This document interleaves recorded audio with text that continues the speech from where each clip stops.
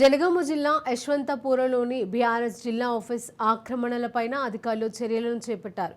అరెకరం ప్రభుత్వ స్థలం కబ్జాకు గురైనట్లుగా గుర్తించారు. కలెక్టర్ రిజ్వాన్ బాషా షేక్, అడిషనల్ కలెక్టర్ రోహిత్ సింగ్ ఆదేశాలతో జనగామ ఆర్ఏ అన్వేష్ నోటీసులను జారీ చేశారు. ఈ నోటీసులను జిల్లా కేంద్రంలోని ఎమ్మెల్యే పల్లా రాజేశ్వర్ రెడ్డి క్యాంప్ ఆఫీసులో సిబ్బందికి అందజేశారు.